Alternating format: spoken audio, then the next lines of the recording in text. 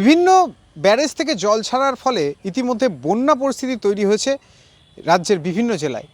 বাদ যায়নি নদিয়ার শান্তিপুরের বিভিন্ন বিস্তীর্ণ এলাকা যেগুলি ভাগীরথী নদীর একেবারে পাশে, সেই স্থানগুলিও এখন বিপদসীমার কাছাকাছি।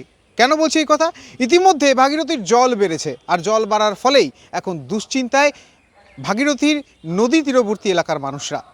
এই জল ওঠার ফলে সাধারণ মানুষকে ঘর ছাড়া হতে হবে, এই দুশ্চিন্তা তাদের যেমন রয়েছে, তেমন রয়েছে এই যে পড়াশোনা করে যে সমস্ত শিশুরা, তাদের পড়াশোনা কি হবে, কিভাবে তারা কোথায় থাকবেন, সেই চিন্তায় এখন রীতিমতো রাতের ঘুম উড়েছে জল বাড়ার কারণে।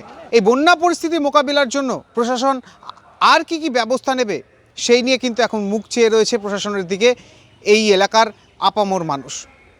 এখন দেখার কতদিনে এই বন্যা পরিস্থিতি মোকাবিলা করতে প্রশাসন তৎপর হয়।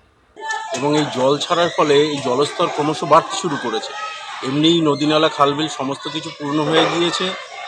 আমরা স্কুল এই ভাগীরথী তীরবর্তী হওয়ার কারণে এত বেশি চিন্তায় রয়েছি, এবং সেই সঙ্গে ভাঙন, যে কারণে আমাদের একটা আবেদন থাকবে সরকারের কাছে যে এই জল ছাড়াটা যদি ঠিকঠাকভাবে নিয়ন্ত্রণ করা যায় এবং পার বাধাইয়ের কাজগুলো যদি ঠিকভাবে করা যায়, তাহলে আমরা ছাত্রছাত্রী নিয়ে অন্তত নিশ্চিন্তে স্কুল করতে পারি।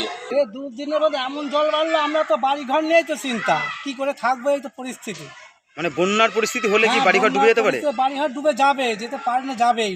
যে দুদিন যা বেড়েছে, এরকম যদি আর দুদিন বাড়ে তাহলে আমাদের ফ্ল্যাট হয়ে বাড়িঘর ডুবে যাবে। এখন কি চাইছেন?